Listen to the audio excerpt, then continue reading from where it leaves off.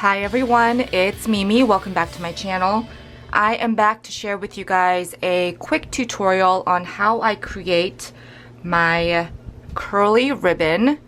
If you guys have seen my previous projects before, I love using curly ribbon and I create this myself. I've actually been doing this for years before I even started paper crafting, and I just love the fact that, you know, no two look the same and I can utilize my thinner ribbon in a different way. They do hold their shape. These I made quite some time ago, and as you can see, they're still just as curly as when I first made them.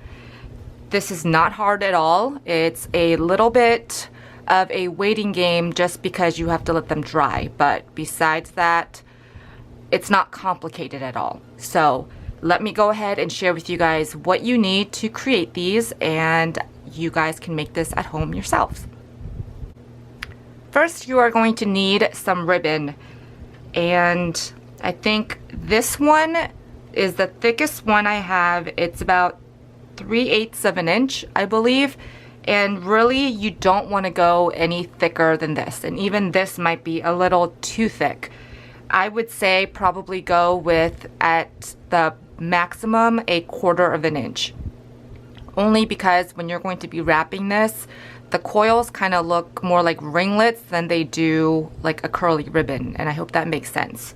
My favorite size to go for is the 1/8, which is this and this. So these are both 1/8, and I do have a few that are the 1/16, and this will give you like a really delicate curly ribbon. The length that you need to cut is going to depend on the next item that you need, and those are dowels. As you can see, I have a bunch of them, and they are all different sizes. So this one, I believe these little shorter ones are 1/4 of an inch. I think these are from Dollar Tree. So I have a bunch of those, and you can't really see in the video, but these have been well loved. I've used these plenty of times to create my other curly ribbon. I don't just use them once and throw them away. There will be a little bit of residue, but that doesn't hurt it for the next round when you create these. I also have the thicker ones, so I basically do opposites. The thicker the dowel, the thinner the ribbon that I'll use.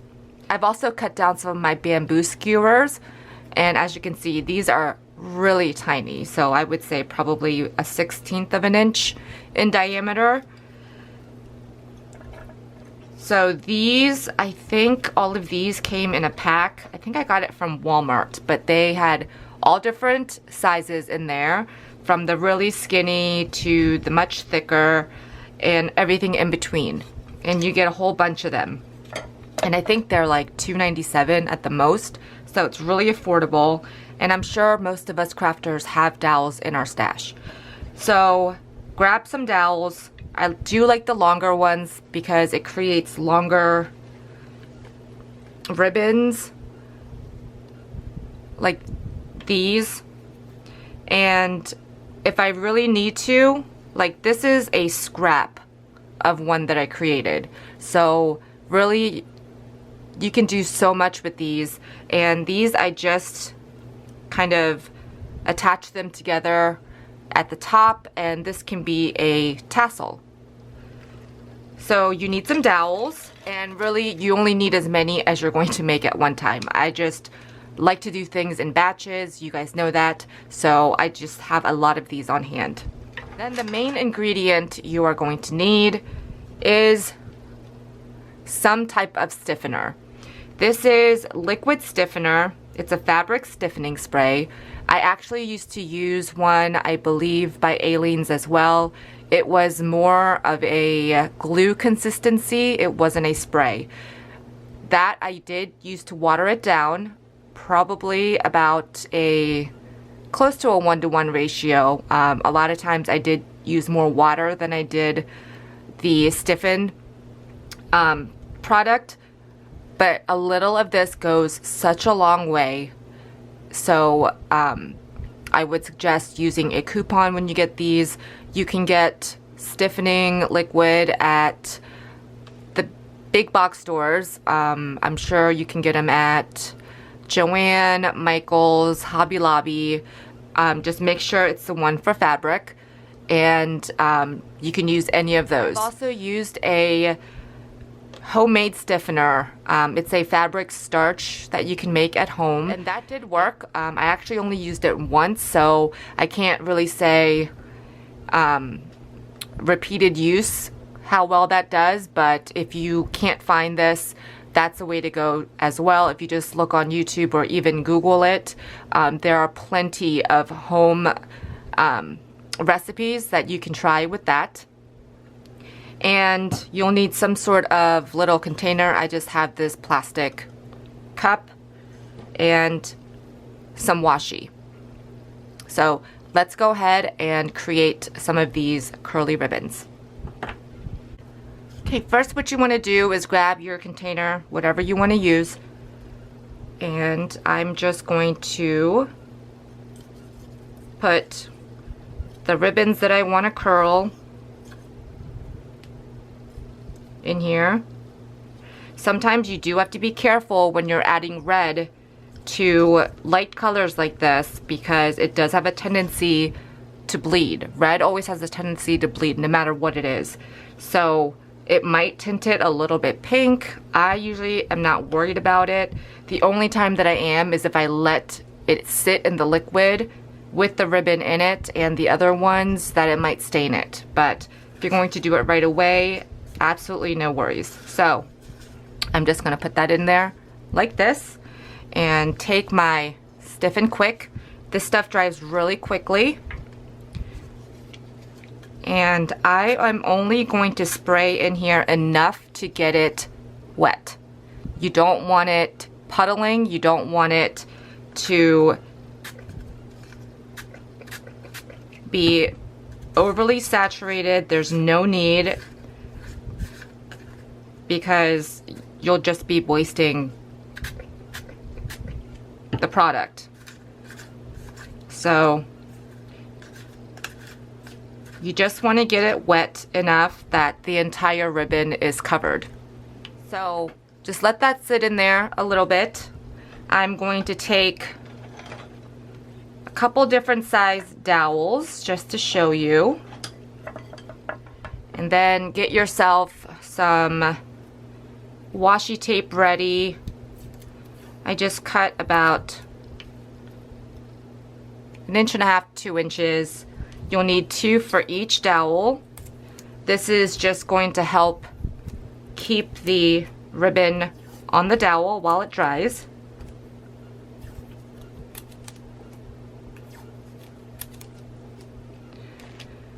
So grab your first ribbon, and when I'm pulling it out, I kind of run it up in between my thumb and my forefinger to get any of the excess liquid off, and that also helps it dry faster too. So like I said, you don't want it soaking, but you do want to make sure that the entire thing is wet. So I'm going to grab a dowel. I'm going to put this up here at the top at an angle. Take one of my washi tape strips, and you just want to wrap the top. You just want to wrap it tightly enough so that it doesn't come apart. See? And then what we're going to do is just twirl. My right hand is not doing anything, and this makes it really easy to get this entire ribbon on here. Just twirling and twirling until I get to the end. Grab another piece of washi tape.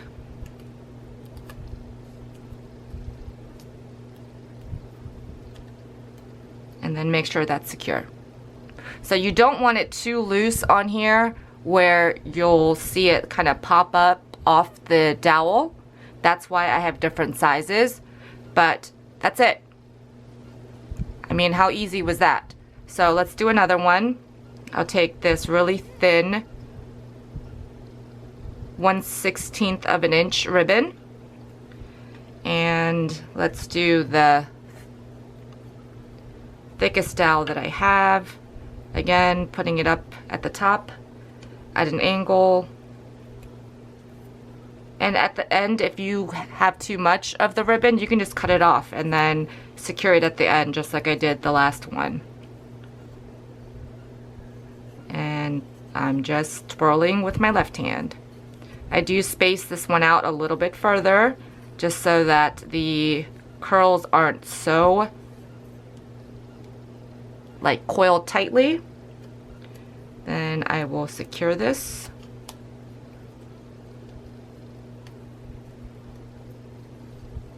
Just like that.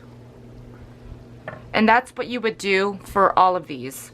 Now for this one, like I said, this is the 3/8 of an inch. I normally don't use this thick of a ribbon, but let's see.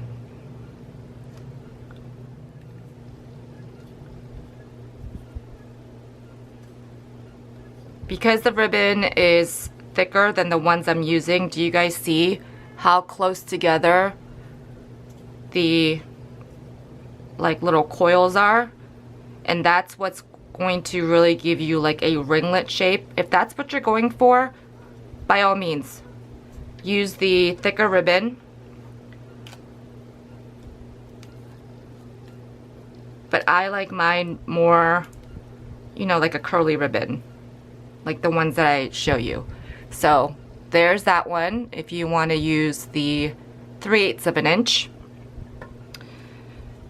Now, if you can't get to these right away, I would just cover it up with some like press and seal, just to make sure the liquid doesn't dry out. Or I would use just a container with a lid on it, and sometimes I just have them soaking in there until I'm ready to use them.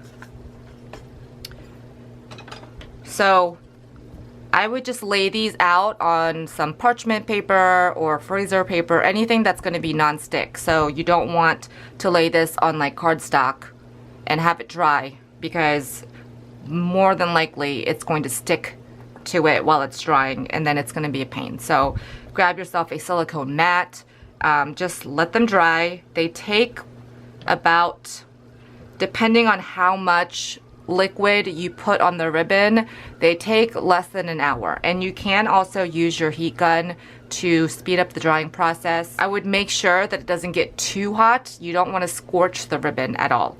So I have already prepared some that I did, and you will know that it's dry. Let me set these off to the side. You'll know that they're dry because you can feel the raised ribbon and there's no wetness. Okay, so let me go ahead and just remove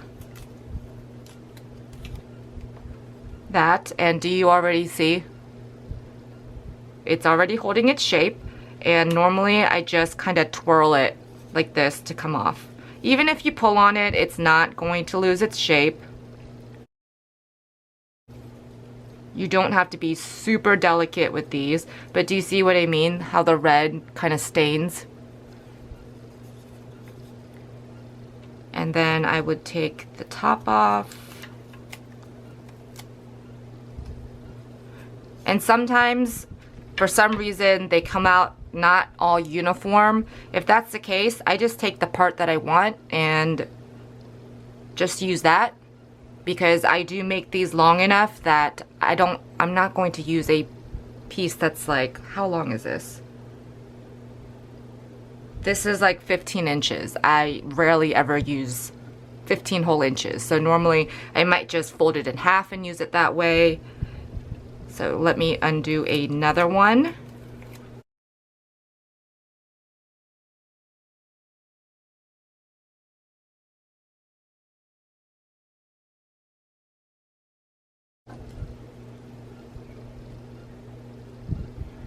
And if it twists like this, you just kind of twirl it back and it unkinks that. So do you see how the coils are a little bit tighter on this one? So let me unkink this.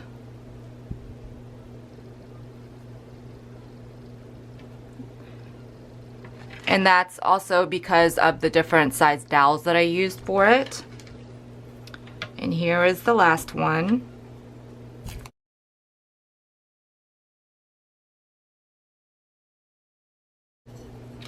So do you kind of see how everything looks like it's a big mess?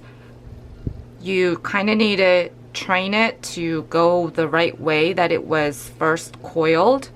So don't think that you messed up. It's just that you probably reversed it when you took it off the dowel, and I hope that makes sense.